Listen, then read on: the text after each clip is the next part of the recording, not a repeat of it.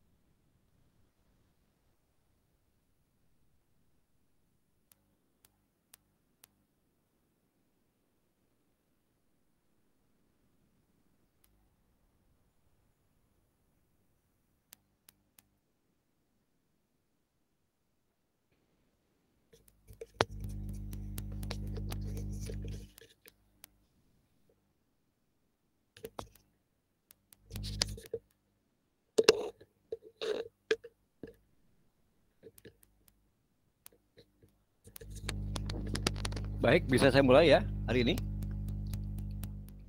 Pak. Boleh ya? Oke. Assalamualaikum warahmatullahi wabarakatuh buat semua. Waalaikumsalam warahmatullahi wabarakatuh. Ya, salam sejahtera, salam sehat semua. Ya, kita mulai pertemuan kita hari ini dengan materi sesi kedua. Ya. Oke, saya bukain dulu ya, buka presentasi layar.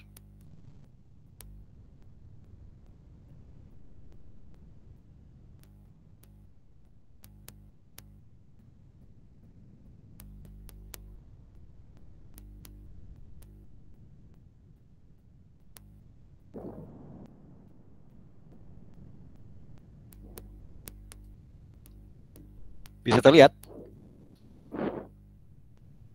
Halo, bisa kelihatan? Bisa, Pak. Kelihatan, Pak. Oke, baik. Nanti kalau ada gangguan tolong dikasih tahu ya saya. Ke WA boleh atau ke instruksi boleh langsung dipotong. Oke, saya mulai. Sesi kedua adalah tentang pengenalan umum proses pembuatan material untuk packaging. Yang biru kita gunakan ya, yaitu aluminium foil, vacuum metallized, dan kertas. Kalau yang merah tadi sudah kita bahas di minggu lalu ya, selofan dan plastik. Sudah selesai semua dan sudah dapat soal juga. Dan sekarang kita masuk ke arena yang lain, yaitu aluminium, vacuum metallizing, dan kertas. Ini adalah kelompok material utama. Kenapa dikatakan utama? Karena inilah yang bakal dicetak atau bakal dilaminasi nantinya ya. Dan tentunya dengan pembantu yang lain, yaitu biji plastik, dan sudah kita bahas kemarin, dan nanti ada tinta, ada lem, adhesif. Ya, sesi 2 kita masuk ke aluminium foil. Semua ini selalu harus ingat ya, ada parameter-parameter yang harus dikuasai, yaitu berat jenisnya, tebalan, gramatur, lebar, dan panjang kalau bentuknya roll. Ya. Kemudian material-material tersebut yang dapat berfungsi sebagai penyekat. Ya, penyekat itu barrier ya, penahan. Apa yang ditahan? Yang ditahan itu adalah lajunya uap air dan lajunya oksigen. Setelah satu lagi lajunya sinar ultraviolet. Karena 3 zat itulah yang dapat merusak isi makanan yang sedang kita kemas. Nah, penyekatnya yang cocok adalah di sini aluminium foil, disingkat AL. Material kedua adalah vacuum metallized polyethylene terephthalate atau VMPET. Yang ketiga ada kertas. Kertas bisa macam-macam ya, ada HPS, art paper, litho paper. Tapi kertas ini kebanyakan fungsinya bukan sebagai penahan atau penyekat yang sempurna, karena kertas itu berpori-pori sangat besar ya. Kertas itu di sini di bagian packaging berfungsi sebagai pembuat kaku. Jadi kalau customer ingin produknya terlihat kesannya kaku, dipajang gitu ya, maka dia kasih tambahan kertas supaya saat diberdirikan dia tidak melengkung atau melewat ya.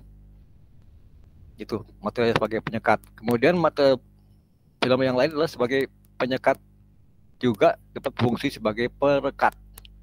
Perekat panas artinya dia direkatkan dengan menggunakan suhu panas tertentu ya, yaitu LDPE kemarin sudah dibahas ya, CPP, resin, polietilen ya, polipropilen, EAA dan macam-macam semua. Ini adalah material-material film yang umumnya digunakan seperti itu ya. Penyekat, perekat ya, harus bisa membedakan ya. Jadi yang penyekat dapat juga berfungsi sebagai perekat ya. Sekarang kita masuk ke detail, yaitu penjelasan tentang aluminium foil. Aluminium foil adalah nama lainnya bisa aluminium ya. Unsur kimianya, lambang atomnya adalah nomor 13 sesuai dengan standar unsur berkala unsur-unsur, dan berat jenisnya adalah 2,713 gram per cm pangkat 3. Aluminium foil logam paling bukan aluminium foil. Aluminium adalah benda logam paling berlimpah di dunia ya. Bukan merupakan jenis logam berat, namun merupakan elemen yang berjumlah sekitar 8% dari permukaan bumi ya, dan paling berlimpah ketiga. Kemudian aluminium foil terdapat dalam penggunaan aditif makanan, ada ya, dengan kadar-kadar tertentu ya yang aman buat makanan. Antasida juga ada, misalnya untuk obat anti mah ya, mengandung aluminium juga sedikit. Aspirin, astringen, semprotan hidung, semprotan mobil dan macam-macam ya. Penggunaan untuk peralatan masak, bahan kemasan, kaleng, keramik dan kembang api. Kita di sini akan bahas yang untuk bahan kemasannya saja, yang lain-lain kita nggak bahas. Kita akan konsentrasikan di bahan kemasan yang berbahan aluminium foil. Ini juga mempunyai sifat yang terang, ya, kuat, dan merupakan konduktor yang baik untuk pengantar panas. Jadi kalau kita masak pakai microwave kan kita gunakan itu juga ya. Biar cepat panas tuh masakan. Dapat dibentuk, ditempa menjadi lembaran tebal ataupun tipis. Ditarik menjadi kawat, ya. Nanti kawat aluminium itu juga kita bisa gunakan untuk proses vacuum metallizing. Ya, nanti kita bahas setelah ini ya. Kemudian menjadi batangan dengan bermacam-macam penampang. Dan aluminium punya sifat tahan terhadap karat atau korosi, ya, anti karat. Nah, ini saya ambilkan contoh satu dari PT Alumindo yang ada di Indonesia ya. Ada 2 pabrik yang saya tahu, yaitu Alumindo dan Indo Alu yang di Cibitung. Nah, ini saya ambil contoh satu saja. Alumindo memproduksi aluminium foil dengan spesifikasi seperti yang saya tulis di sini ya. Gauge atau gauge alloy itu maksudnya adalah di sini menggambarkan formulasi komposisi kimia dalam aluminium itu apa saja ya. Nanti kita lihat di detailnya. Dia kasih kode ya, AA1235, AA1000, AA ini kode dari dia nih, dari pabriknya ya. Kemudian available tempers itu maksudnya dia tingkat kelenturannya ya. Itu dia ada yang HO 815 ini diukur menggunakan alat pengukur stiffness kuat, dan ini juga sama ya. Jadi ini saya tunjukin ada 1, 2, 3, 4, 5, 6, 7 ya, 7 macam contoh. Yang dimana di sini ada yang sama, walaupun ini 2 tapi fungsinya sama ini ya. Nah, di sini saya ambil dari yang 1, 2, 3, 5 itu adalah tipe HO 18, itu punya gauge atau ketebalan antara 0,006 sampai 0,009 mm atau 6 mikron sampai 9 mikron tebalnya ya, ini tebalnya. Kemudian lebarnya antara 300 sampai 1270. Jadi ada yang lebarnya 3 cm, paling besar 1270 ini. ID diameter tuh inside diameternya ada 76 ya, 76,150 ya, ini 750. Ini dalamnya ini. 76. Ada juga yang besar ini, 150.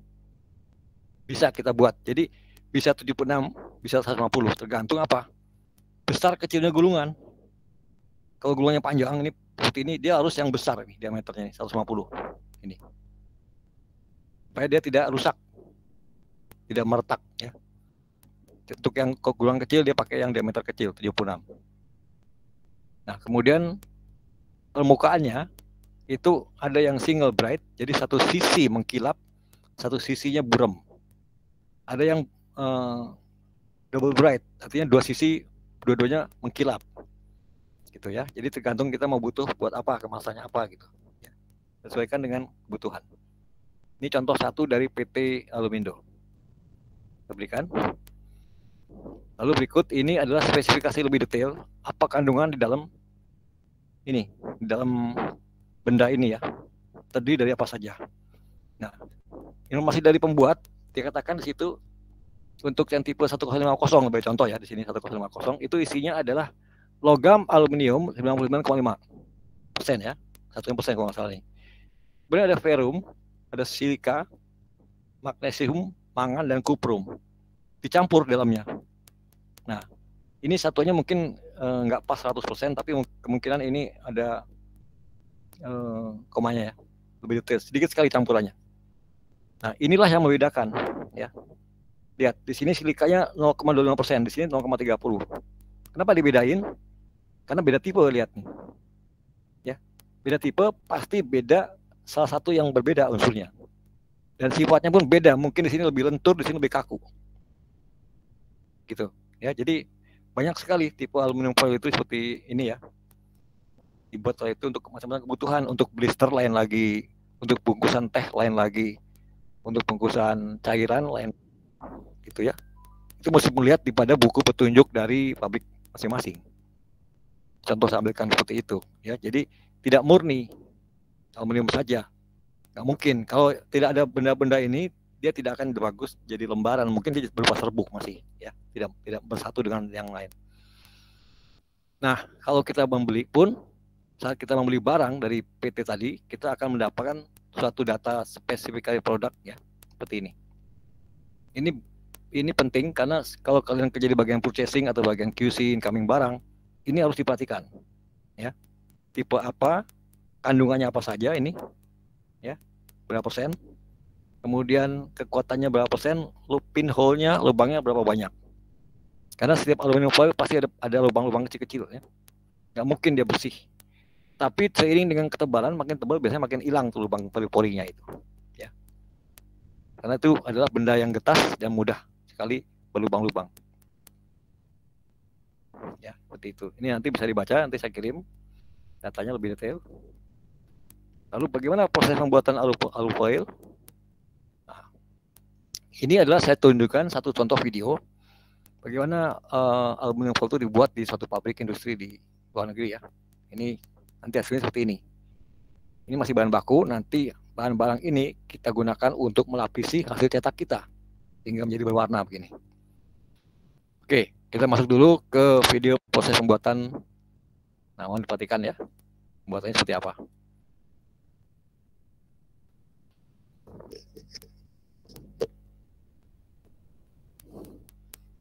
Pertama kali ini bahan bakunya, balok bauksit di gudang, ya masih besar-besar nih dari pertambangan, ya.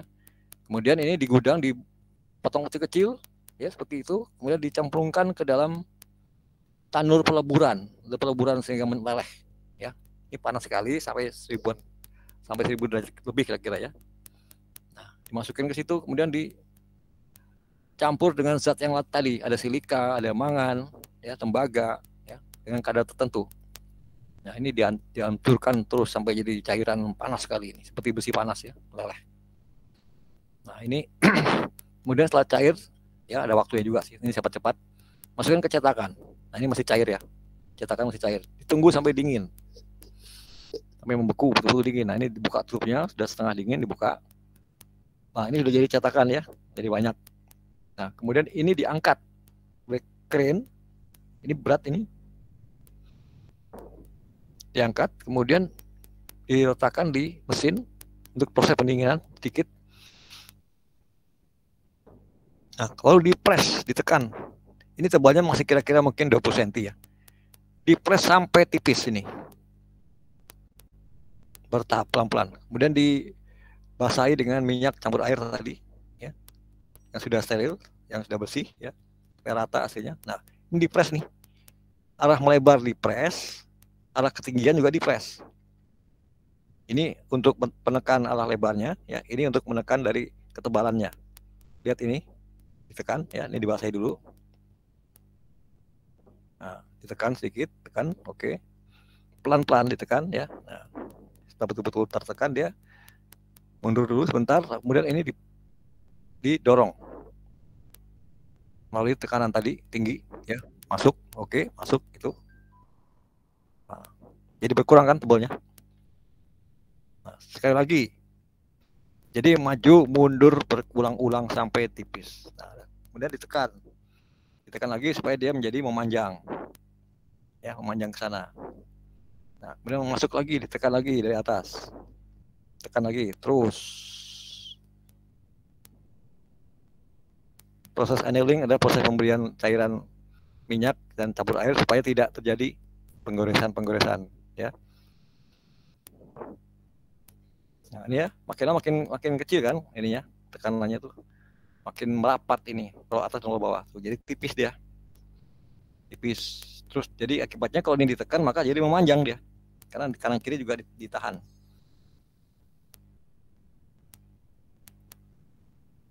Ditekan sampai pipis sesuai kebutuhan diinginkan. Ya, jadi panjang kan, tadinya kan bebas balok tadi. Nah, setelah cukup ketebalan tertentu, dia langsung digulung, dikeluarkan dari mesin, lalu dilakukan pemotongan sesuai dengan kebutuhan.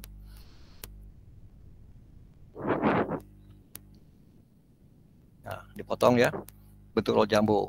Nah, udah selesai. Nah, ini yang siap dikirim kepada pelanggan. Ya kan, digulung dengan kebutuhan potongan.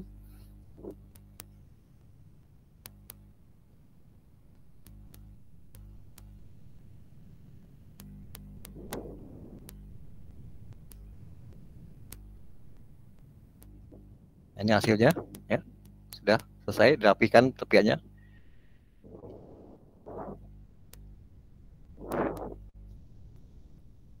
Nah, ini sudah dapat hasil, kemudian diukur. Nah, inilah hasilnya seperti ini. Ya, sudah selesai.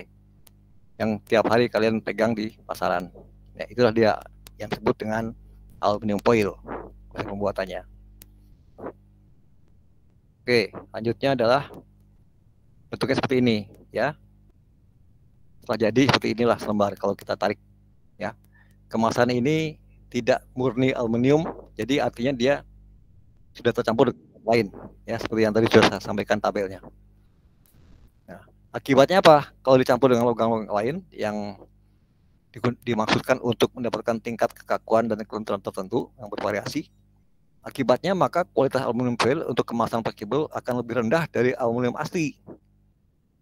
Ya, jadi dia akan berkurang mutunya, kualitasnya itu, bila ditaruh di tempat yang terbuka. Makanya kemarin saya tunjukin ya satu foto tempat aluminium foil itu adalah di satu kotak kayu, di dalamnya diisi dengan aluminium foil yang dibungkus dengan plastik yang sudah dihampa udarakan, jadi tidak ada udara masuk ke sini supaya dia awet. Ini tidak berkarat, tidak beroksidasi, ya, itu maksudnya. Jadi simpannya juga harus hati-hati dan angkatnya pun hati-hati, jangan sampai terbentur. Kalau terbentur maka sekali ketusuk paku aja udah berapa meter terbuang itu, ya, dan akan gampang putus. Nah, itu harus hati-hati penanganannya. Lalu apakah aluminium foil itu permeable? Permeable itu apakah dapat melewatkan gas, oksigen, uap air, dan sinar ultraviolet? Ya, permeable itu dapat tembus nggak di situ?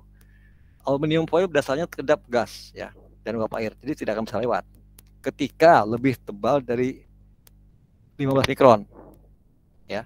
Tetapi permeable dia akan tembus uap air, gas, dan sinar ultraviolet, ya, jika pada ketebalan yang lebih rendah, karena adanya lubang-lubang disebut dengan pori-pori kecil atau pinhole, ya, karena sangat tipis itu. Berdasarkan penelitian di lab fisika, aluminium foil memiliki ketebalan 15 mikron atau berat jenisnya 2,713 tadi memiliki daya tembus uap airnya adalah 0,1773 gram per meter persegi per 24 jam. Jadi dalam satu hari dia akan tembus sekian banyak uap air dan akan tembus oksigen sebanyak 0,3 cc. Itu hasil penelitiannya dengan tebal 15 mikron. Jadi kalau tebalnya cuma 7 mikron, tentu lebih banyak kan yang bisa lewat.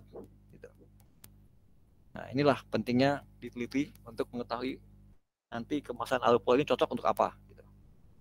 Ini penelitiannya seperti itu, ya. 15 mikron setelah diteliti nyata sekian. Kalau makin tebal berarti makin kedap, ya kan, makin mendekati 0 mungkin, ya. Gitu. Itu sifat dasarnya. Nah, oke, aluminium foil, ada yang bertanya tentang aluminium foil?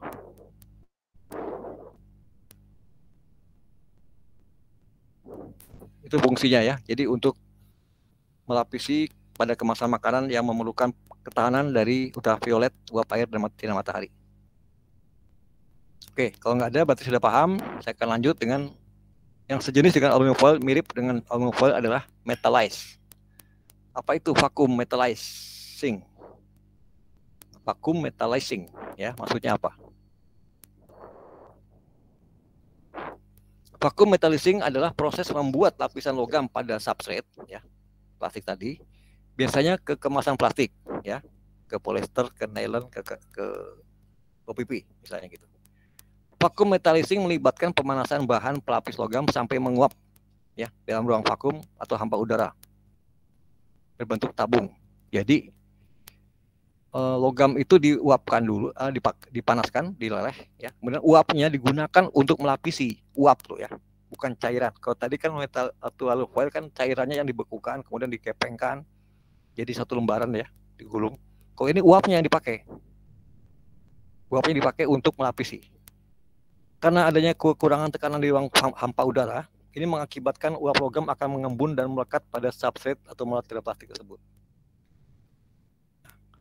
Bagaimana sih proses vacuum metallizing membuatnya? Uap dari logam atau krom membentuk lapisan di atas substrate plastik atau kertas. Jadi plastik tersebut disentuhkan dengan uap, ya. Metode ini dilakukan pada tekanan subatmosfer, artinya pada tekanan hampa udara dari yang udara kita hisap di luar ini, ya, sampai ke 5 kali 10 pangkat minimal milimeter. Ini satuan tekanan udara, ya. Barang-barang yang dibuat sesuai dengan metode diungkapkan memiliki lapisan uap aluminium itu cerah dan melekat dengan ketebalan pada kisaran antara 800 sampai 1000 Angstrom. Itu adalah satuan tingkat ketebalan lapisan metalis, ya. Ada yang 800 itu lebih murah, yang 1000 itu lebih mahal karena lebih tebal dia. Itu, ya. Bentuknya serupa atau sama dengan aluminium foil hasilnya itu. Ini adalah saya tunjukkan satu proses pembuatan vacuum metallized film, ya. Kalau tadi kan pembuatan aluminium foil, ya, sehingga dari peleburan menjadi lembaran. Kalau ini adalah proses membuat melekatkan metalis kepada suatu film plastik. Atau contohnya di sini saya masukkan kepada film material polyester, ya. Ini contohnya.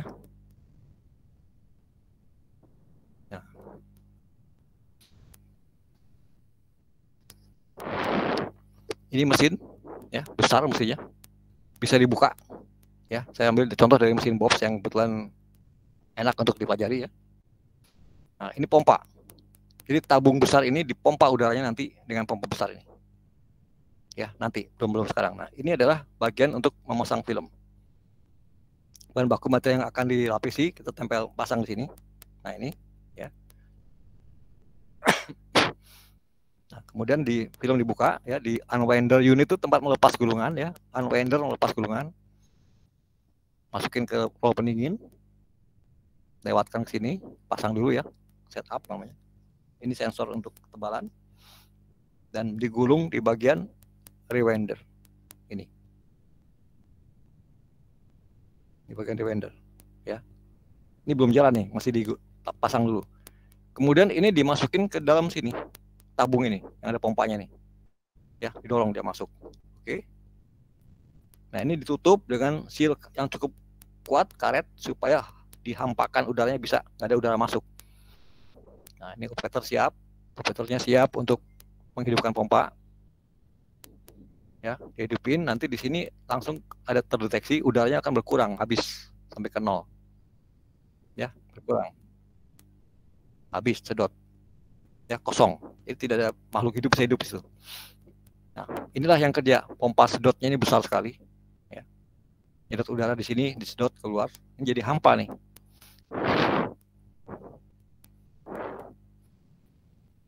Nah, kita lihat di dalamnya seperti apa. Masuk. Nah, ini ada pemanas. Nah, yang putih ini pemanas. Ini kawat-kawat aluminium, kawat, ya. Dibakar, nah, timbullah uap. Uap inilah yang akan berterbangan ke atas dan nanti nempel di plastik yang dilewatkan di atasnya itu. Kita lihat nanti di sini dibuka. Setelah ini jenuh, dibuka, oke. Nah, ini plastik yang merah tadi ditempeli dengan uap. Nih, jadi putih ini. Ya kan, ditempeli uap. karena dingin, vakum lagi ya. Jadi ini langsung beku di sini, rollnya dingin, langsung nempel, melekat karena ini panas. Nah, baru setelah nempel dia digulung di luar.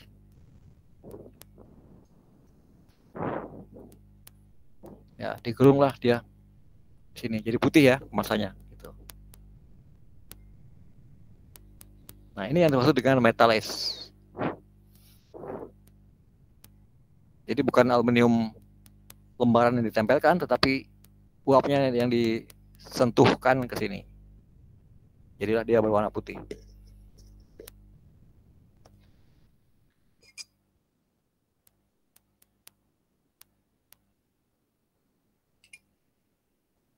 Nah, ini sudah selesai.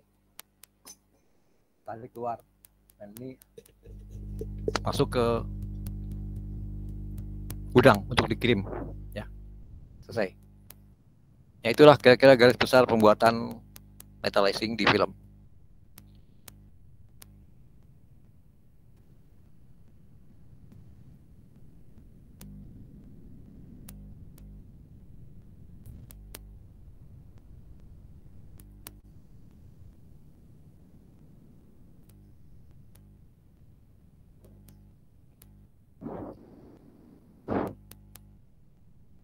Oke, ada pertanyaan?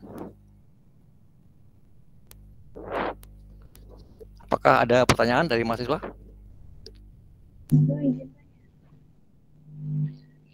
Bapak izin tanya. Ya, silakan. Ini kan tadi di vakum chamber itu divakum tanpa apa sih udara. Nah itu tuh maksudnya terus itu ada juga proses papan kawat yang akhirnya melapisi yellow si metallizingnya di substratnya ini dibakar, dibakar ya. Di vakum chamber juga. Nah yang mau saya tanya itu yang proses nanya itu harus di vakum dulu udaranya baru dilapisin sama metalize sama uap si kawat atau kebalikannya uapnya dulu dilapisin baru divakum? Divakum dulu. Jadi itu sistemnya dibakar bukan menggunakan api ya, menggunakan besi panas. Jadi dipanaskan ya dengan trik jadi merah. Nah, kawatnya yang seperti kawat dilewatkan di atasnya, kebakar dia panas, tinggi sekali. Bakar langsung uapnya terbang ke atas ke itu proses pembuatannya. Jadi sama seperti kalau kita lihat di lampu pijar di lampu pijar yang di Philips, lampu biasa itu bukan lampu LED ya. Itu kan tabungnya hampa, dia listrik dia jadi nyala kan, panas itu. Tapi cuman kalau di lampu kan skalanya kecil ya, paling 100 watt atau 50 watt. Nah ini besi yang dipanasin, jadi nyala di tempat yang vakum, panas. Kemudian lewatlah besi itu, besi apa tuh, kawat aluminium itu dilewatkan ke daerah panas itu, besi panas, maka timbullah uap. Nah uapnya itulah yang melekat ke atas terbang itu di plastik, karena plastik kan langsung nempel ya. Plastik itu di belakangnya ada roll pendingin, gitu. Jadi plastiknya sendiri nggak leleh. Tapi bagian sisi sebelahnya yang ada uapnya dia akan melekatlah di situ, itunya uap tersebut. Partikel-partikel dari uap tersebut akan melekat. Nah jadilah seperti metalis yang kalian lihat di pasaran itu. Itu penjelasannya ya. Jadi harus vakum. Kalau nggak vakum nggak bisa itu. Baik Pak, makasih Pak. Ya. Sekarang bagaimana cara membedakannya antara vakum metalis dengan aluminium foil? Kalian tahu nggak? Dibakar Pak. Jangan, habis bakar nanti. Jadi caranya kalian ke supermarket ya, beli satu kemasan yang aluminium foil, beli satu kemasan yang metalis. Dilihat bedanya adalah setelah kamu buka isinya, kamu makan, bungkusnya kamu beri lampu dari HP aja dilihat. Kemudian kamu lihat di sisi sebelahnya, kalau sinarnya tembus terlihat oleh mata kita, berarti dia menggunakan sistem vakum metalis. Karena vakum metalis itu yang nempel adalah partikel-partikel, ya, partikel-partikel dari uap, yang pasti ada jarak antara setiap satu partikel dengan partikel berikutnya, pasti ada jarak, dan itu lampu akan tembus cahayanya. Tapi kalau aluminium foil, itu sinar dari HP tidak akan terlihat oleh mata kita. Begitu kalau membedakan secara awam ya, seperti itu. Gampang sebetulnya. Ya, jangan dibakar. Kalau dibakar hampir sama hasilnya. Satu mungkin nyalanya gede atau kecil, saya nggak ngerti lah ya, atau dibakar. Tapi saya cek dengan cara itu lebih mudah. Gitu. Ya, itu untuk membedakannya seperti itu. Ada lagi yang lain? Nah, ini dampak ya. Sifat penyekat atau barrier material plastik ya. Semua material itu ya, kecuali kaca dan metal ya. Kaleng ya, kemasan kaleng atau kaca kemasan toples itu ya.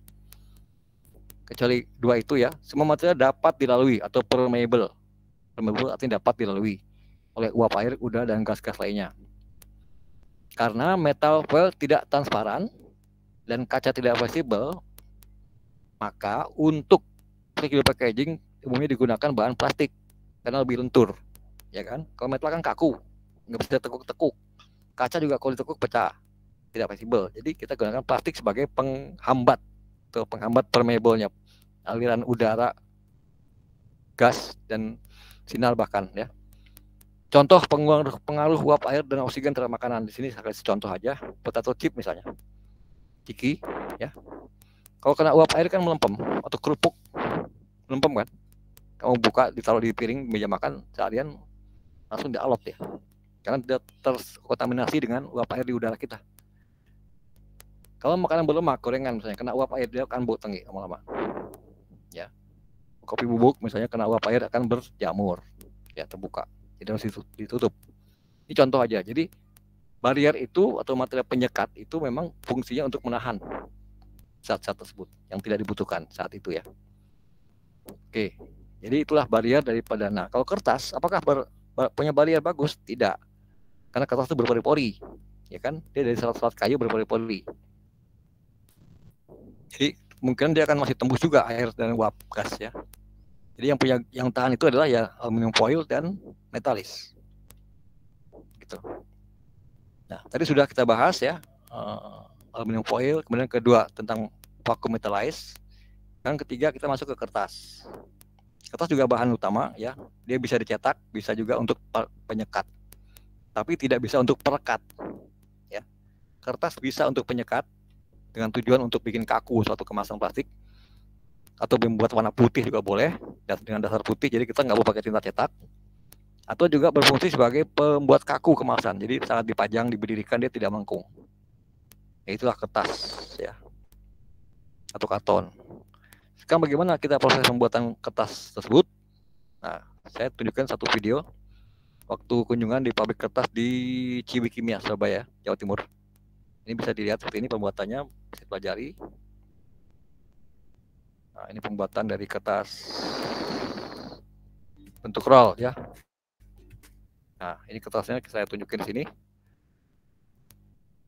Bahan bakunya dari hutan, ya, dari pohon kayu. Yang terbaik adalah dari pohon pinus, itu biasanya berkualitas tinggi. Kemudian dibawa kayu-kayu tersebut dibawa ke pabrik, ya. Di sini dicacak, diperajang atau diserut kecil-kecil, dan setelah halus dibuat menjadi bubur kertas atau pulp. Ya, kasih air panas, kemudian dipotong-potong kecil sampai halus sampai jadi serbuk-serbuk. Ini.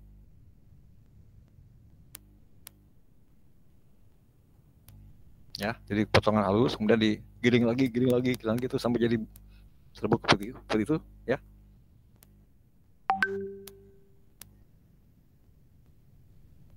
Kemudian dicampur lagi bahan kimia macam-macam ya. Ada CaCO3, ada asam.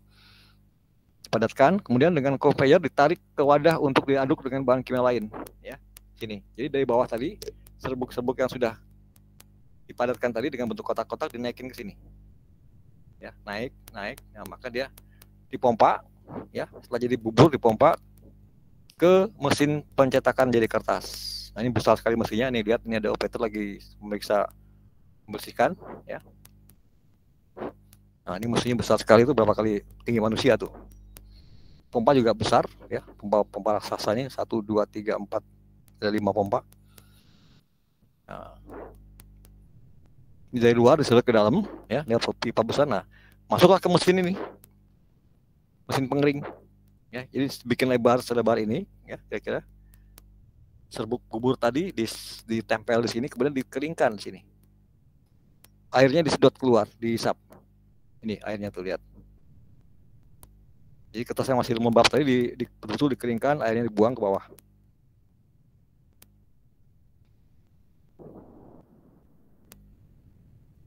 Itu. Nah, kemudian nanti sisanya tetap diolah kembali ke bawah ya, untuk diaduk lagi. Ini bagian atasnya. Di bagian bawah mesin nanti ada dibuang lagi airnya. Nah, setelah jadi lembaran dia naik ke atas ini ya. Jadi dinaikkan pakai conveyor karet. Masih bubur tapi udah mulai mengering ya, tempel ke sini. Nah, ini dikeringkan sekali lagi nih, dibuang sampai sedot airnya betul habis.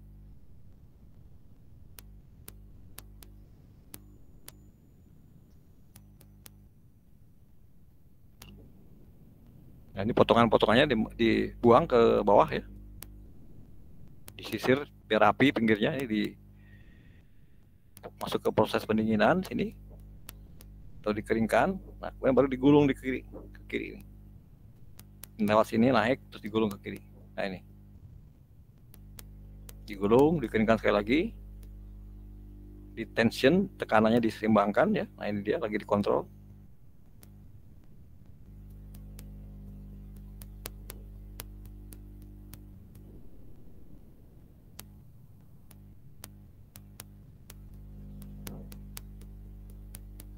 Nah, ini hasilnya seperti ini, besar ya, masih besar. Nah, ini nggak bisa masuk ke mesin fotogravur. Kita harus potong dulu jadi ukuran yang sesuai dengan kebutuhan, 1 meter kah atau kurang gitu ya. Ini masuk mesin pemotong. Nah, ini mulai dipotong ya. Lebarnya mungkin sekitar 5 atau 6 meter ini. Jadi dipotong sesuai dengan kebutuhan mau berapa.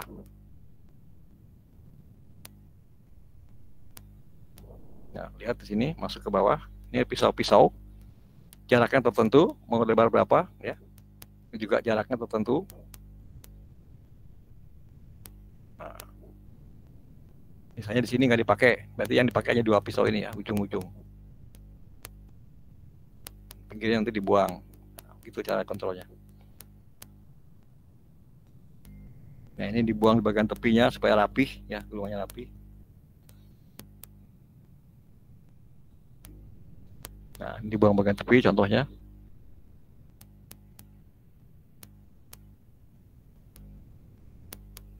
Nah, ini sisa potongannya dimasukin lagi ke bawah tanah untuk diolah kembali, dilebur kembali gitu. Jadi nggak dibuang tapi sebagai bahan penambahnya.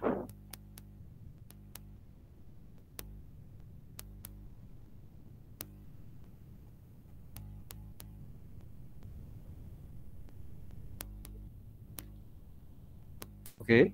Nah, ini selesai pembuatannya. Nah, terlihat sekarang hasilnya seperti apa. Nah, ini sudah selesai ya. Nah, inilah yang dikirim kepada pabrik-pabrik flexible packaging untuk dicetak atau sebagai bahan laminasi. Itu ceritanya pembuatan dari kertas di Jawa Timur.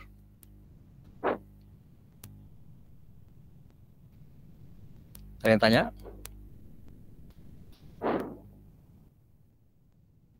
Ya, hampir semua kertas dengan cara yang sama, tinggal ditambah tambahkan ya pengental, pengaku, segala macamnya, pemutih, juga kertas berwarna pun ada ya, tergantung jenis yang diproduksi.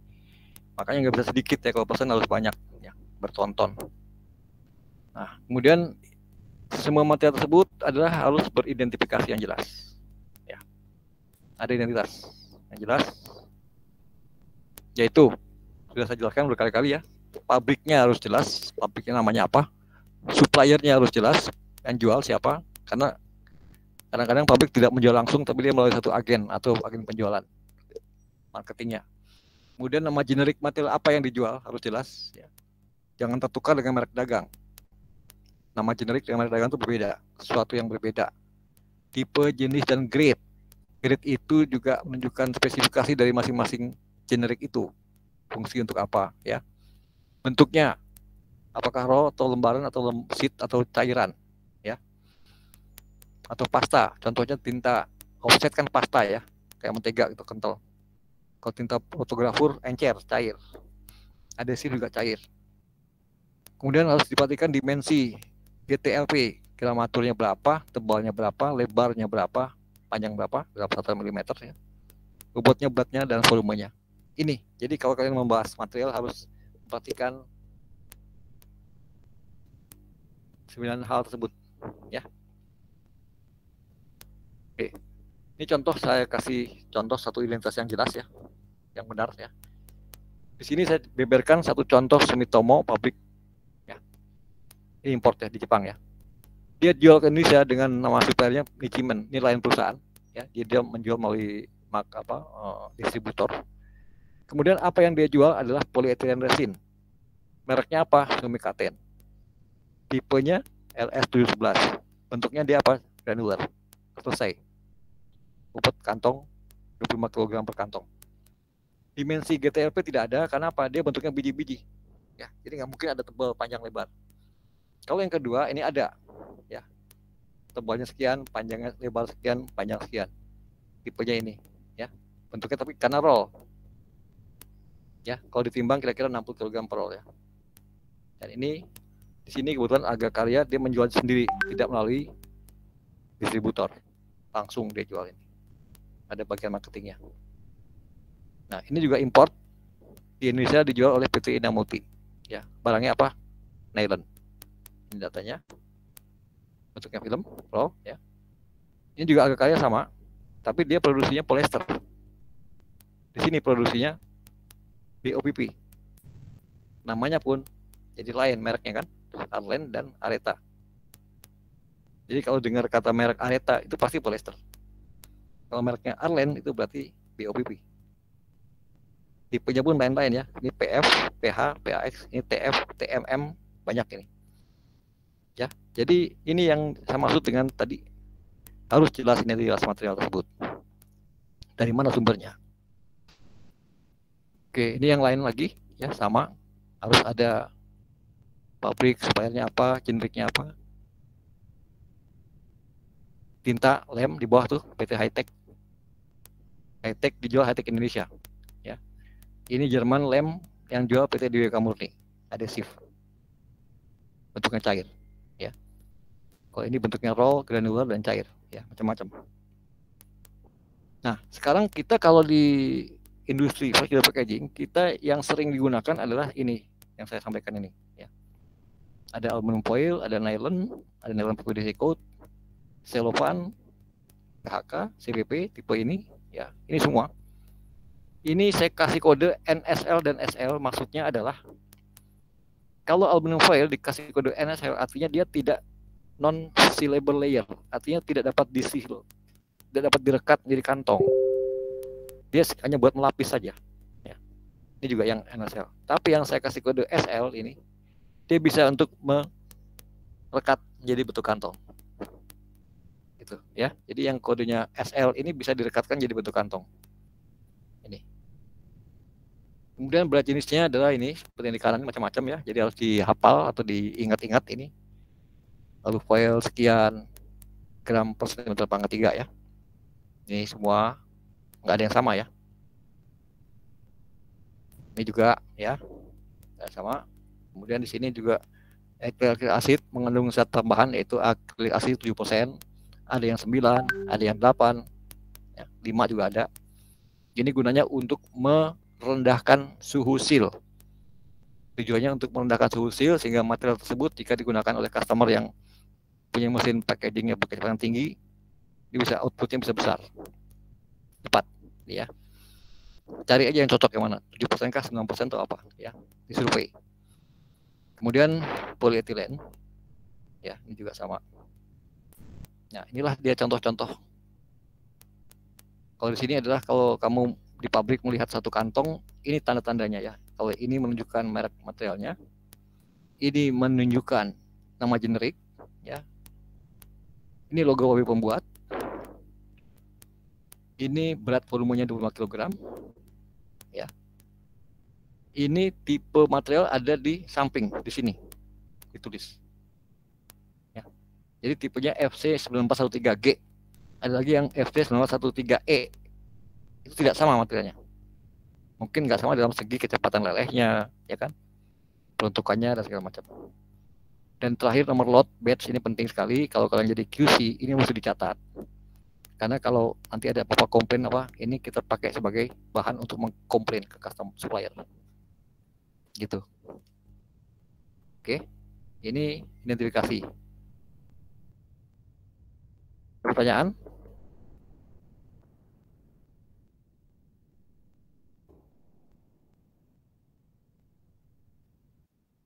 Ada yang bertanya, silakan.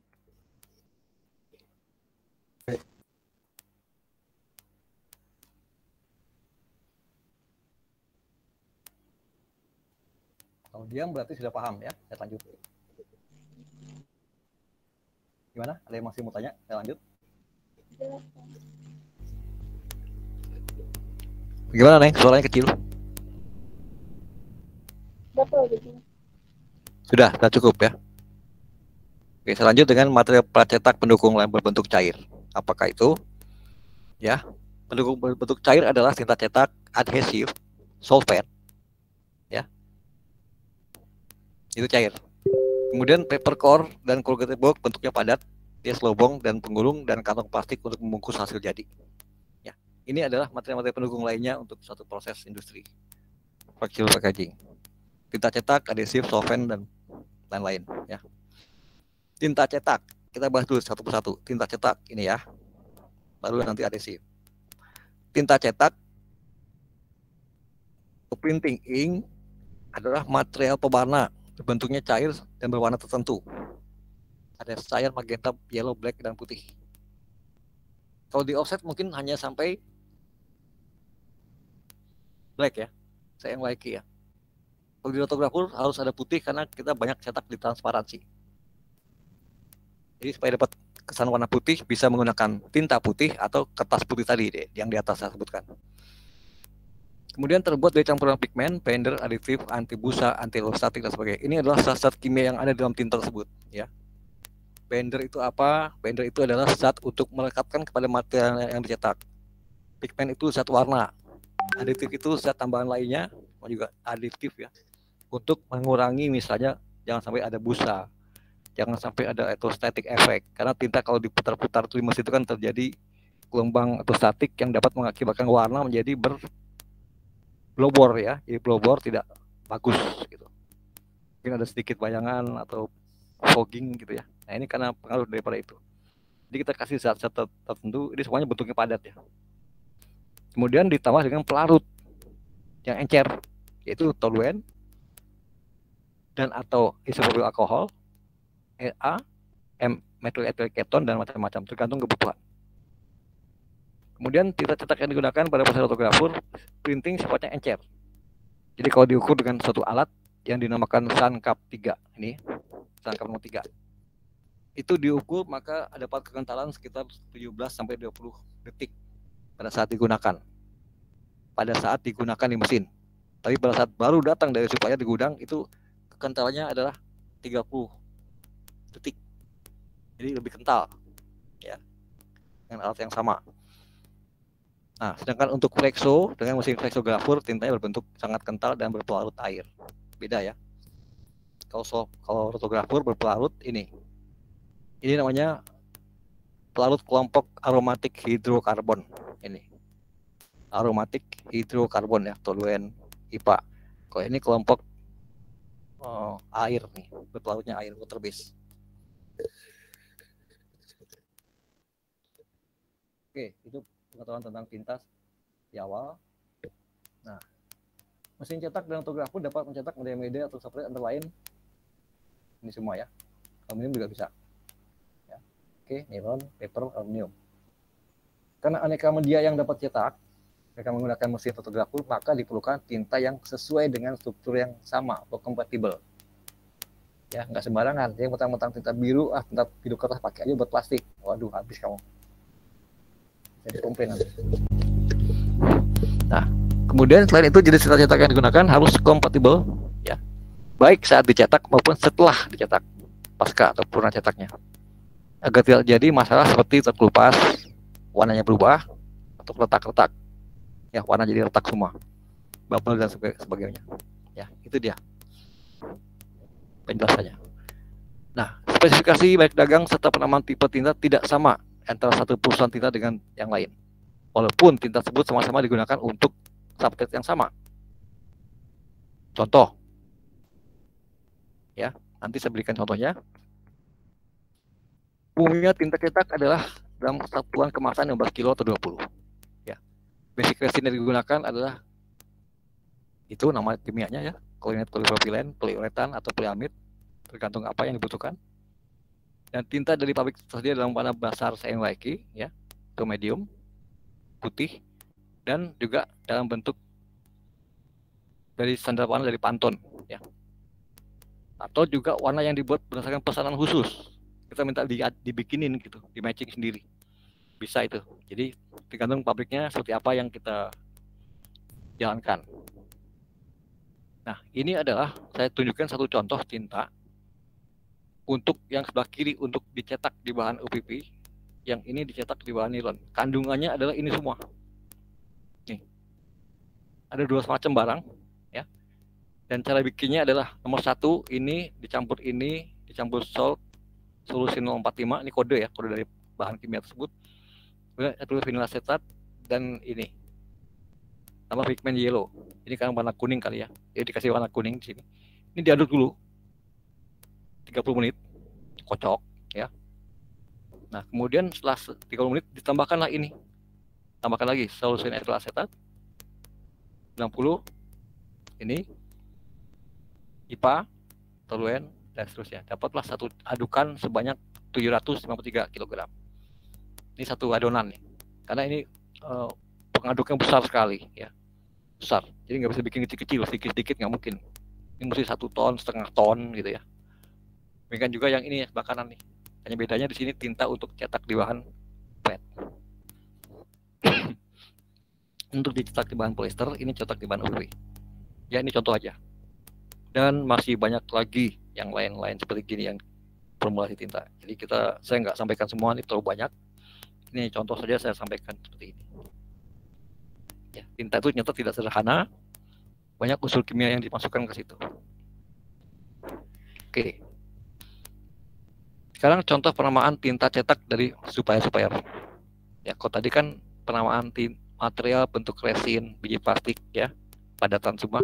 Kalau ini untuk yang cairan, ya, cairan tinta.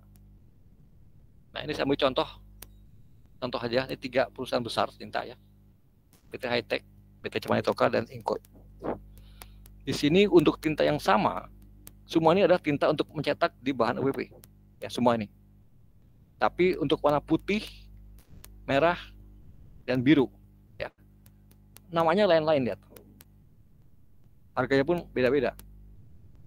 Itu, ya. Ini mereka bersaing ya. 3 perusahaan bersaing. Sama, kita pakai ini bisa, tapi harganya beda-beda. Nah, kok bisa beda? Harganya beda. Karena formulasi ininya beda. Nah, ini yang kita nggak tahu nih, karena ini ada rahasia perusahaan mereka. Apakah dibanyakin di sininya? Apakah dikurangi di sininya? Kita nggak tahu. Itu rahasia mereka ya. Ini kebetulan saya lagi lihat di sana dan saya bisa melihat datanya gitu ya. Itu yang menyebabkan harganya bisa beda-beda. $9, 2,82 gitu ya. Saya nggak tahu berapa gitu ya. Sebagai contoh. Jadi tinggal kita pilih aja. Kita mau nyetak pakai produksi dari mana? Ini kah, atau inikah gitu ya. Yang cocok. Tapi ingat, kalau nyetak suatu artikel dengan suatu mesin litografer, jangan dicampur 2 supplier jadi 1. Ingat itu ya. Kalau kamu kerja, tolong jangan dicampur, jangan biasakan campur.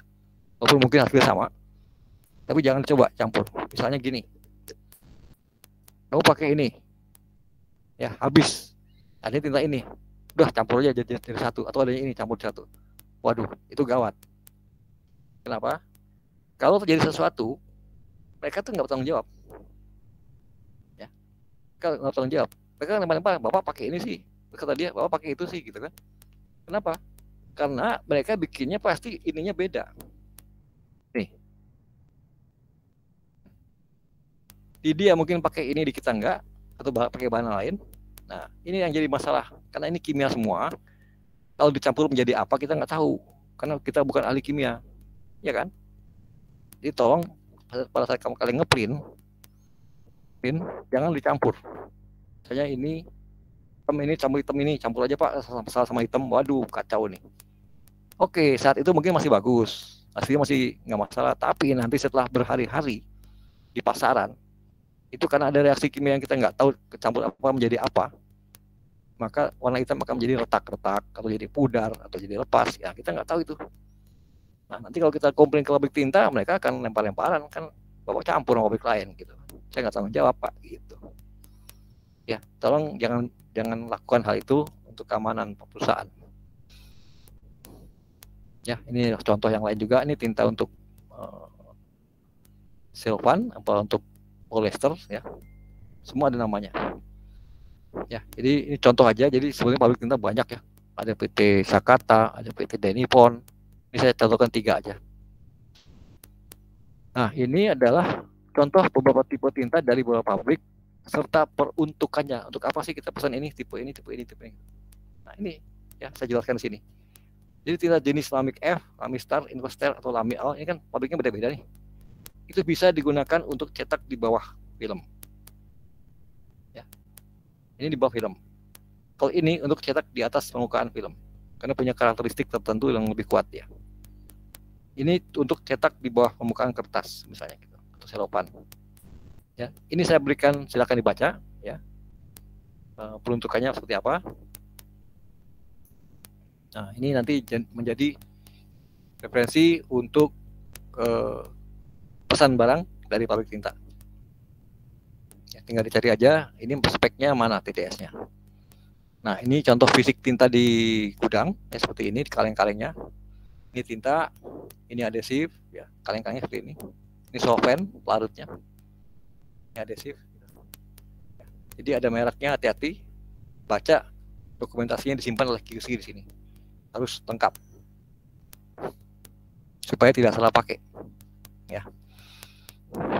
Nah, ini adalah contoh daftar stok tinta ini. Jadi kalau kamu kerja di bagian PPSI atau gudang ya kan, satu perusahaan bagian apa, produksi ya, bagian PPSI-nya, Production Planning Inventory Control atau gudang, itu harus punya daftar lengkap seperti ini ya. Contohnya semua tinta terdaftar sini.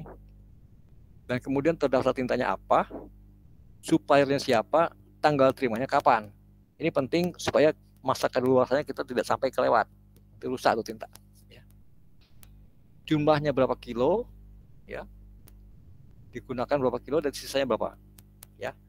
Nanti ada stok per hari ini, misalnya contoh Maret, ya, ada stok sekian, itu direncanakan untuk apa, ya, repeat order atau apa, dan untuk apa di sini. Misalnya contoh untuk kemasan jamu grup ya, untuk kemasan jamu aqua misalnya. Nah, aqua ini atau produk ini bisa untuk digunakan berapa hasil jadi. Di sebelah kanan ditulis, oh stok sebanyak sekian ini cukup untuk aqua 18 roll misalnya gitu. Yang ini cukup untuk mencetak Sigol Muncul jamu 50 roll. Untuk Kuku Bima TL 20 roll gitu. Ini dengan komputer harus kalian bisa tulis ya. Dilaporkan setiap hari ke manajemen untuk dievaluasi gitu. Ini tugas daripada orang administrasi gudang PPSI.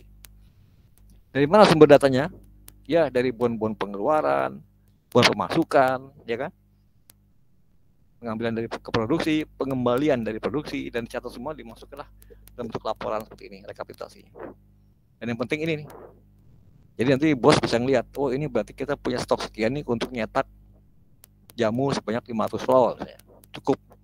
Oh yang ini nggak cukup, misalnya gitu kan ya, yang nggak cukup kita beli, gitu. Itulah ribetnya bagian PSI. Ini baru tinta loh ya, belum plastik yang lain. Resin juga harus begini buat laporannya, pakai sistem IT komputer. Oke, ini tinta, contoh. Ada yang tanya tentang tinta?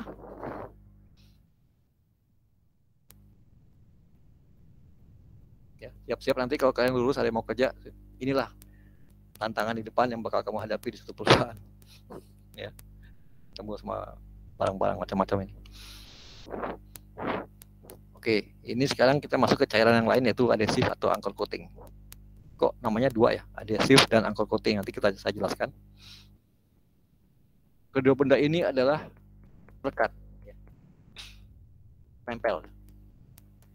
Bentuknya cair dan berwarna kuning atau kekuningan. Umumnya dikemas dalam wadah kaleng dalam kemasan 25 kg. Basic resin, perekat umumnya poliuretan, isocyanate, polietilen. Ya. Ini untuk melekatkan. Kemudian ini, sesuai peruntukan, perekat dapat dikategorikan dalam dua kelompok, yaitu satu komponen atau dua komponen. Maksudnya apa? Ya.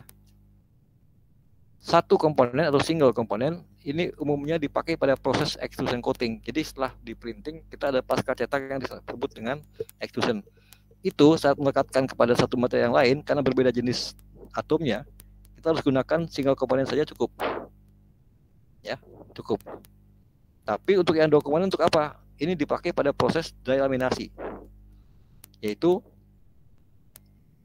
pelapisnya dengan yang akan dilapis itu sudah berbentuk film. Ini. Kalau yang ini pelapis dengan yang akan dilapis, satunya masih film, satunya berbentuk biji plastik. Kan harus masuk extrusion coating ya. Gitu. Nah, inilah maksudnya perbedaannya. Perbedaan kedua, misalnya digunakan ini untuk yang single komponen untuk kemasan berbentuk powder, serbuk, kering, ringan, serta tidak mengandung kimia yang agresif. Kalau di sini bisa juga untuk powder, kering, ringan bisa, tapi kemahalan, ya, kemahalan di sini. Kita pakai ini. Kemudian basah bisa di sini, kalau ini nggak bisa ya.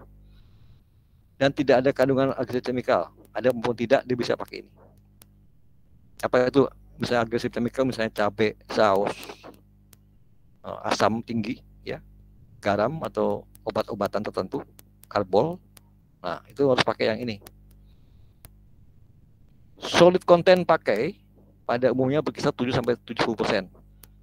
Jadi seperti saya katakan tadi, zat padatnya yang digunakan adalah harus 7-10% di kemasan tersebut. Kalau di sini zat padatnya yang melekat harus 25%. Ya, zat padat. Nanti kita bicara zat padat itu apa.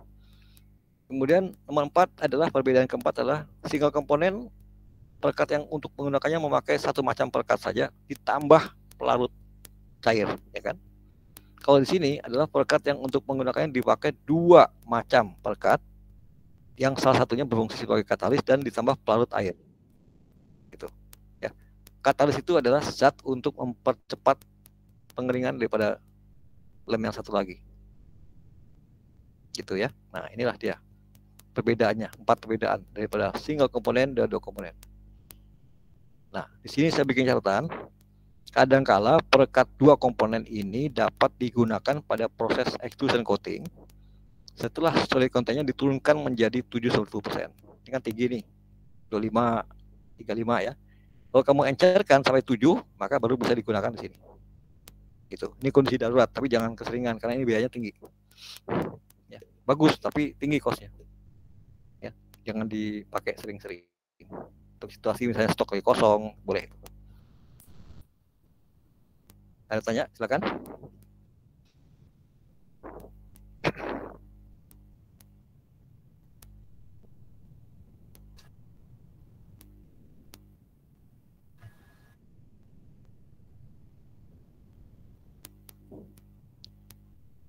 Silakan, kamu mau bertanya? Pak, mau nanya. Ya, silakan. Ini jadi hasilnya tuh untuk yang single komponen sama yang two komponen itu nanti ketebalannya tuh sama atau bagaimana, Pak? Sama. Coating weight-nya 3,5 sampai 3,5 sampai 5 gram per meter persegi. Itu ketebalan coating weight istilahnya ya. Coating weight. Coating itu pelapis, weight itu berat. Berat pelapisnya tinta atau lem itu adalah 3 gram atau 5 gram begitu. Sama, tapi unsur kimianya berbeda-beda. Jadi kalau yang kamu rekatkan misalnya UPP dengan polipropilen itu nggak perlu tinta, nggak perlu lem. Kan sejenis. Sama-sama kimia polipropilen kan. Tapi kalau yang kamu cetak adalah OPP, tapi pelapisnya adalah polietilen, itu kan dua zat yang berbeda. Nah, itu mesti direkatkan dengan adhesif yang satu komponen atau dua komponen bisa, dengan yang mana kebutuhannya gitu. Ya, ini untuk perekatnya. Kalau nggak ada perekat, dia kan ngotok, dia terkupas, gitu. Ya, paham ya? Jadi fungsi lem itu adalah lihat dulu bahan kimia apa yang dilekatkan. Makanya baca buku petunjuknya. Oke, itu aja. Ada lagi yang lain?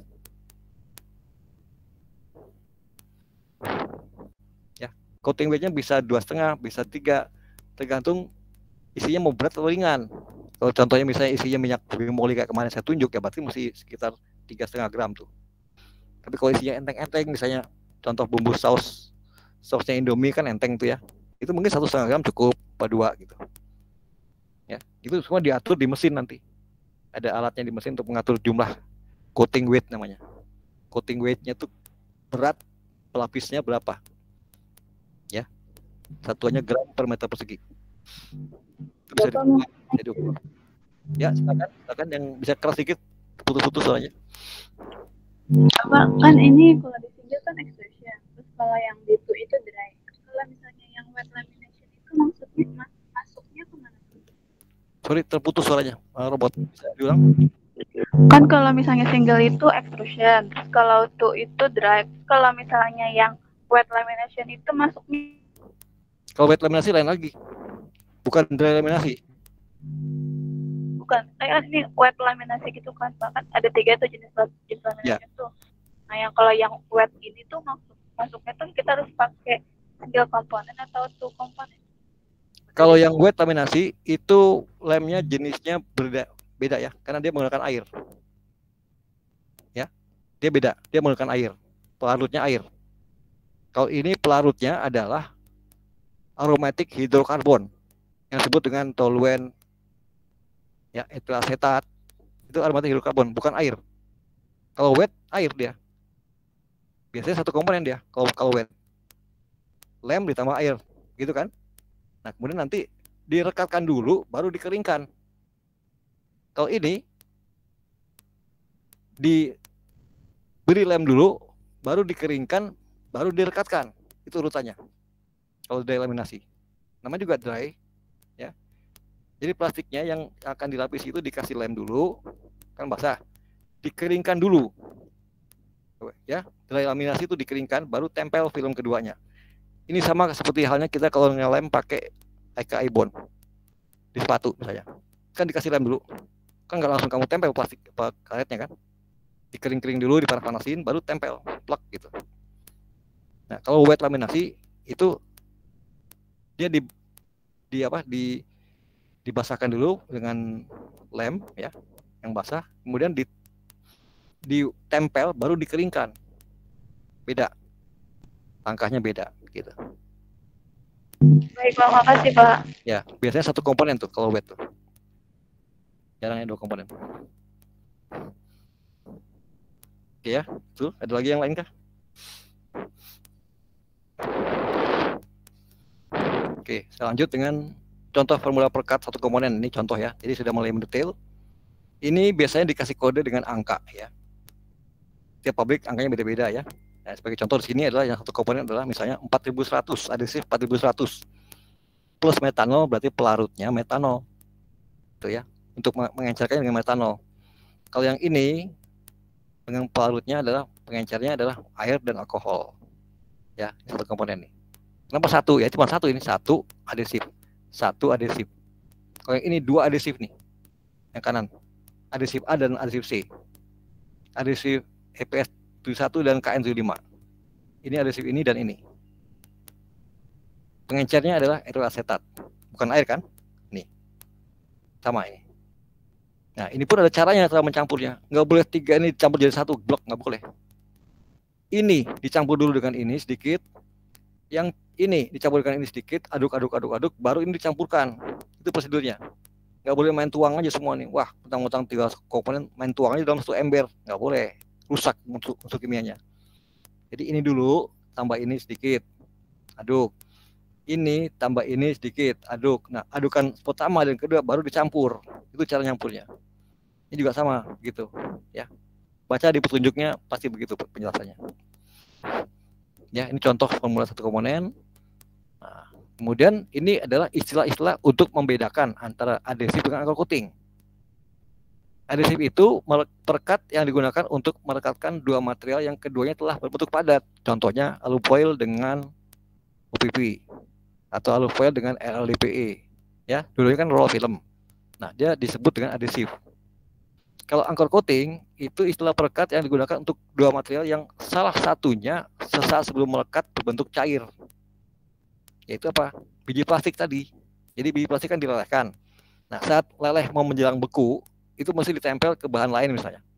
Maka dia disebut dengan material yang sesaat sebelum melekat berbentuk cair kan. Nah, itu menggunakan bahan yang disebut dinamakan dengan angkor coating. Ini untuk membedakan saja. Ya, untuk membedakan saja. Sebetulnya fungsi dua-duanya sebagai perekat, tapi untuk membedakan satu sama-sama padat, satu lagi dari bentuk cair, maka kita gunakan istilah disingkat AC, anchor coat. Ini. Di sini disingkat adhesif, ADH. Jadi penulisan dalam laporan adalah PET ADH CPP. Oh, artinya berarti prosesnya menggunakan adhesif di delaminasi.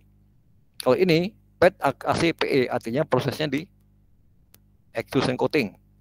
Nah, ini udah kelihatan bedanya nih. Ya, beda prosesnya gitu. Perekatnya beda, yang direkatkan juga lain gitu. Ini. Tapi orang yang sudah paham tentang fluid packaging akan tahu, oh berarti ini prosesnya di extrusion coating nih. Ini delaminasi nih, atau wet juga bisa begini, karena dia adhesif. Wet itu kan padat dengan padat kan? Betul nggak? Saya kertas dengan aluminium foil, bisa itu dengan wet. Berarti masuk kelompok ini, bukan anchor coating dia. Gitu. Ya, ini istilah aja untuk memperjelas komunikasi aja sesama karyawan ya. Nah, sekarang kita bicara isi padatan atau solid content pada material tinta dan adhesif. Nah, ini material tinta dan adhesif itu pasti ada yang disebut bagian yang padat, ya, yang disebut dengan solid. Dan itu pun bisa diukur. Ya.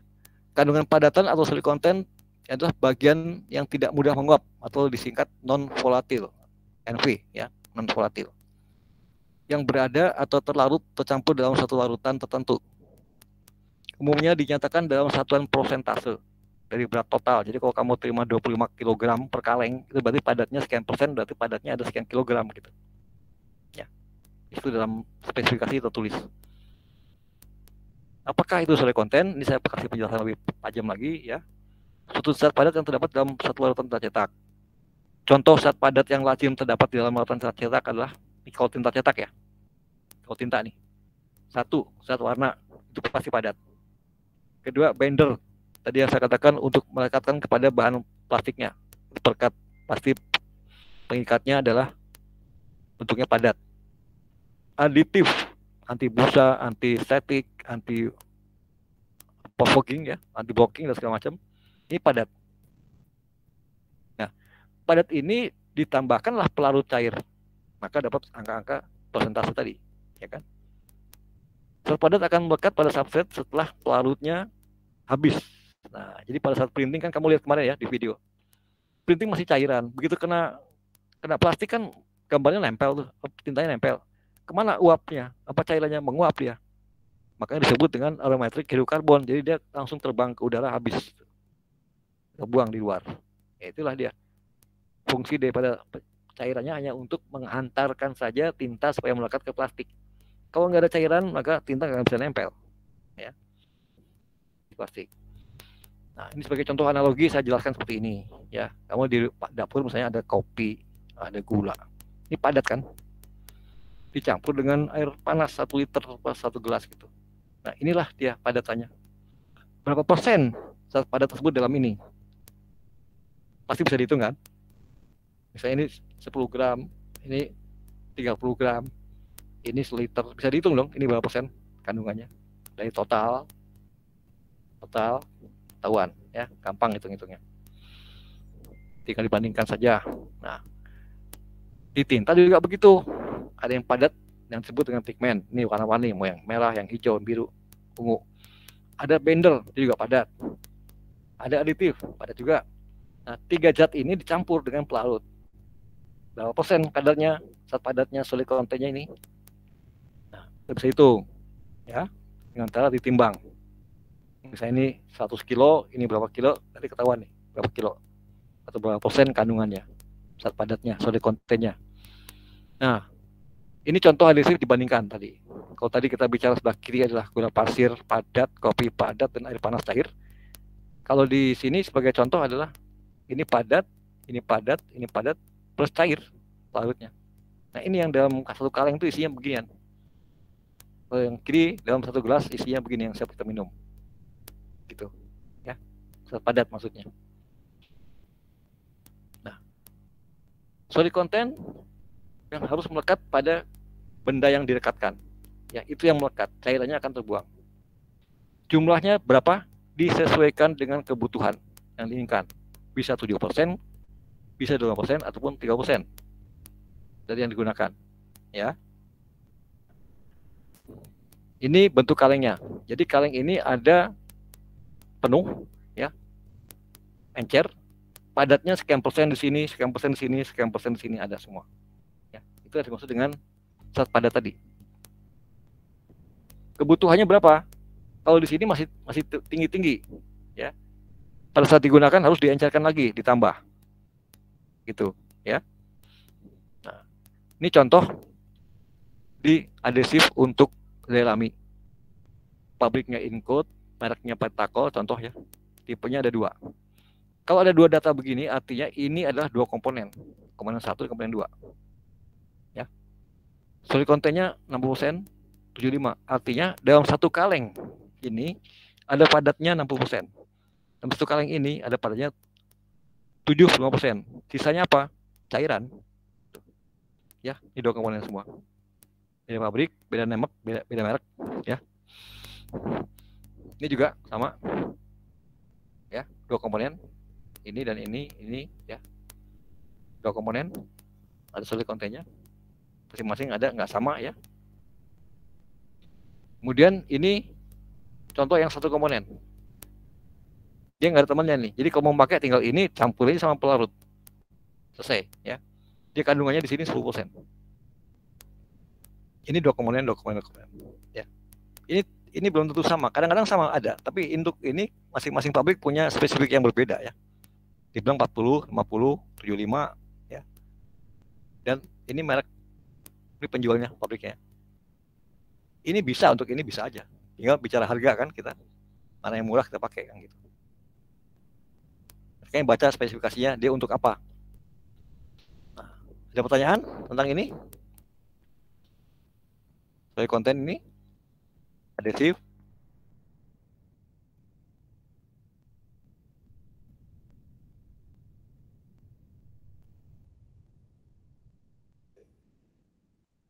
Gimana? Ada yang mau tanya? Silakan.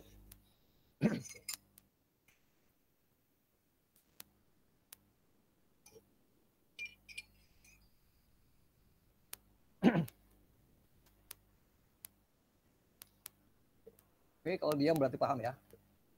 Nah, kalau paham, saya tes. Saya tes dengan pertanyaan. Biasa jadi tugas ya. Nomor 2, kalau kemarin sudah terjawab. Nomor 1, sedang saya periksa. Nah, sekarang tugas kedua. Tentang solid content tadi yang saya tanya. Nah, ini contoh jawaban ya. Ini bukan soal, ini contoh jawaban. Jadi ini ada soal seperti ini. Data dari supplier adhesif sesuai technical data sheet-nya adalah sebagai berikut. Nah, ini ya. Klaim yang ini nih. Adhesif 691A dan C, 2 komponen. Data tersebut menyatakan solid content-nya 60%. Ya. Jadi kalau satu kaleng berisi 25 kg, padatnya adalah 15 kg kan? Jadi satu kaleng 15 kg, yang ini padatnya 11,25 kg. Contoh.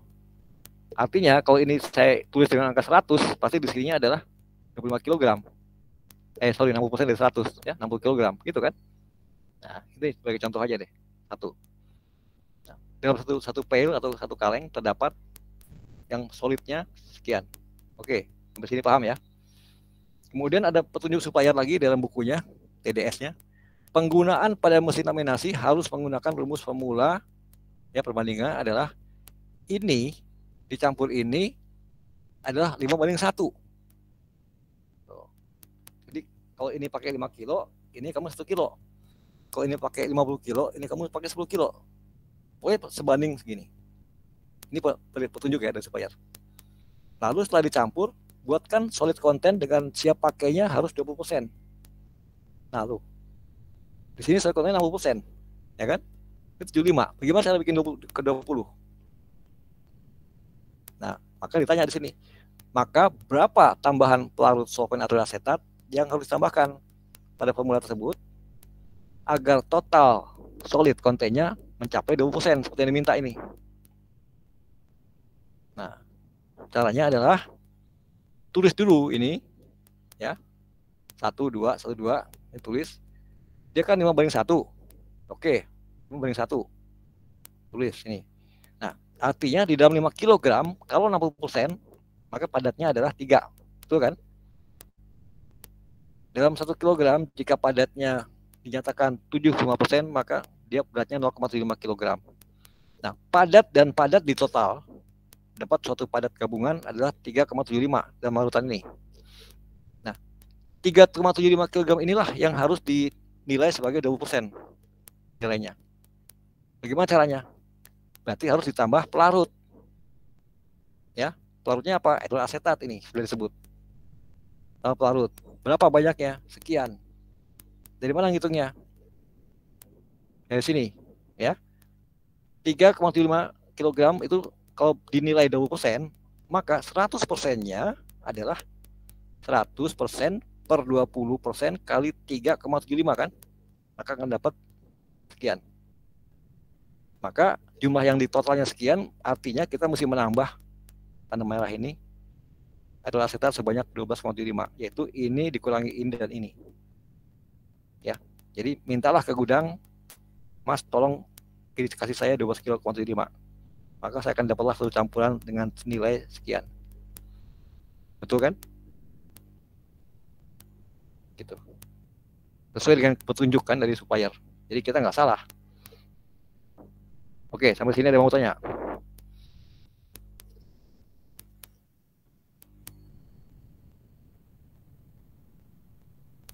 Nanti semua soal, nanti salah satu soal ya, bukan semua. Salah satu soal di dalam UTS akan keluar seperti ini, tentunya dengan lem yang lain, dengan spek yang lain gitu. Bicara hitungnya sama semua. Pak, maaf mau tanya. Ya. Yang tadi 18,75-nya dari mana, Pak? 18,75-nya dari mana? Ini dari sini. Lihat ya. Di sini ada petunjuk 5/1 kan? Berarti yang ini 5 kilo, ini 1 kilo. Betul nggak? Kalau ini kamu tulis 5 kilo 1 kilo, maka padatnya dari 5 adalah 3. Itu 60%-nya kan? Padatnya dari yang 1 kilo adalah yang padat cuma 0,75. Ini padat nih. 3 ditambah ini dapatnya 3,75 kan? Tuh. Nah, inilah yang dimaksud oleh supplier tadi supaya 20% nilainya. Gimana caranya? Jadi kita anggap ini adalah 20%. Artinya 100%-nya berarti kan mesti ditambah pelarut. Nah, banyaknya berapa? 100 per 20 kali ini. 100 per 20 kali 3,75 dapat ini. Coba hitung. Berarti total formula siap pakai harus sekian. Nah, untuk dapat total sekian artinya nambahnya seberapa? Ya ini kurang ini, dapatlah ini. Ini jawabannya. Gitu. Ya, Pak, makasih. Apa ya? Nah, ini sudah saya tampilkan agar mudah dipahami. Tapi kalau kalian bingung dengan tabel ini, ya coba pakai cara lain yang kalian bisa, terserah. Yang penting saya dapat angka 12,75 gitu. Ini yang benar. Coba kita buktikan deh. Misalnya ya, ini contoh kita buktikan ya. Lihat. 5 kilo, oke, siap ya. Ini kan 5/1. 1 kilo, oke, siap. 5 tambah 1, 6. Tambah ini, gini kan? Nah, berarti yang dalam 5 kilo ini padatnya 3. Yang dalam 1 kilo padatnya 0,75. Berarti padatnya sekian kan? Coba, ini terhadap ini berapa persen? 3,75 terhadap ini berapa persen? 20 kan? Tercapai deh tuh yang diminta sama supplier. Kita nggak salah, jadi namanya sekian. Jangan kurang, jangan lebih. Gitu. Ya, itu kalau cuman bikin larutan 5 kilo sama 1 tambah 12. Nanti di soal bisa aja mungkin. Saya mau bikin adonan perbandingan 5/1, tetapi yang dibutuhkan adalah ininya 60 kilo, ininya sebanding 1/5 kali 60 berapa? Nah, coba hitung. Berarti saya mesti minta dari gudang berapa kilo. Nah, kamu hitung nih. Dengan cara jalan seperti ini gitu. Makanya enakan ini dibikin Excel. Dia tinggal kamu masukin angkanya, langsung dia ngitung sendiri gitu. Ya. Ini saya kasih kisi-kisi soal nih. Ini bagian dari kisi-kisi nih. Di ITS ada, ya tapi enggak semua soal begini, enggak. 1/2 yang kayak gini gitu kan. Biar latihan, nanti kamu suatu saat kerja udah tahu cara ngitungnya gitu. Kalau kerja bidang ini ya, kalau kerja bidang lain ya nggak kepake. Lebih bidang desain ya nggak pakai ginian, desain mah. Ya kan? Oke, marketing ya setengah pakai setengah enggak juga, karena marketing kan mesti bisa ngitung harga jual. Jadi dari penggunaan tindak harus bisa dihitung gitu. Oke, nanti tolong ini soal dijawab ya. Tadi kan contoh menjawab. Ini contoh jawaban ya. Ini tolong, ini soalnya nih. Satu aja saya kasih. Pak, bertanya dong, Pak. Ya, silakan bertanya. Ayo. Itu yang tadi contoh soal yang hasilnya 12,75 itu nilai 80%. 80%-nya dari mana, Pak? Ini kan kalau ini 100, berarti kan pelarunya 50%, betul nggak? Nih. Ini 100%, gabungan daripada semua ini kan? Tuh. Nah, ini terhadap ini kan sekian. Ini adalah hanya untuk menggambarkan bahwa kalau ini 100, maka 80%-nya ada di sini gitu. Nah, ini yang ditanya di soal adalah hanya ini, yang biru ini. Jadi tolong kamu jawab, jumlah etil asetat yang dibutuhkan adalah harus ditambahkan adalah sekian. Selesai udah. Ini nggak usah diperhatiin. Ini hanya untuk melihat kandungan pelarut di dalam satu larutan gitu. Berarti nggak perlu pakai persenannya, Pak? Nggak usah. Ini hanya untuk menggambarkan saja, menjelaskan gitu. Jadi ingat, setiap soal jawab yang ditanya. Sini kan ditanya misalnya jumlah beratnya berapa kan? Berapa tambahan solvent ini yang biru? Ya, berarti jumlah berat etil asetat yang ditambahkan adalah sekian, Pak. Nah, nanti teknik UTS ya, biasanya saya tuh supaya cepat karena banyak yang itu ya. Ada 1 atau 2 soal yang seperti ini ya. Tidak semua soal pakai hitungan, enggak. Banyak kan pengetahuan, kemudian logika aja. Dan 1-2 soal ada yang soal seperti ini ya. Dan itu biasanya dihitung langsung sudah ada jawabannya. Jadi saya sistemnya multiple choice. Ada jawaban, tinggal kamu pilih A, B, C atau D atau salah semua gitu. Nanti ya. Nah, jalannya kamu pikir sendiri bagaimana cara menghitungnya, tapi saya kasih angkat 4 buah angka yang kalian pilih yang betul yang mana gitu. Itu jawabannya. Enak kan? Udah ada jawabannya. Jadi saya kasih soal, tapi udah ada jawaban, tinggal pilih yang benar yang mana gitu ya. Hati-hati itu yang soal begitu tuh. Ya. Oke, ini nanti tolong dijawab ya, untuk latihan aja. Salah juga nggak apa-apa, ya kirim aja ke saya. Ke biasa alamatnya, tolong di yang jelas subjeknya ya. TCKA nama gitu ya, atau TCKB nama. Jangan tidak ada tulisan TCKA atau B, nanti saya mengkelompoknya bingung saya. Saya tunggu sampai 1 April ya, jam 2 siang. Supaya hari Minggu atau malam Minggu saya bisa ya, cek semua. Oke. Ada pertanyaan lagi sebelum saya tutup?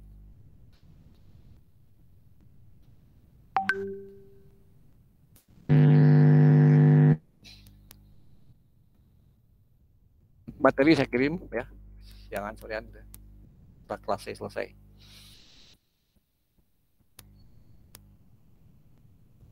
Bagaimana mahasiswa? Boleh saya selesaikan ini? Tutup? Cukup, Pak. Cukup semua ya? Oke. Saya stop sharing dulu.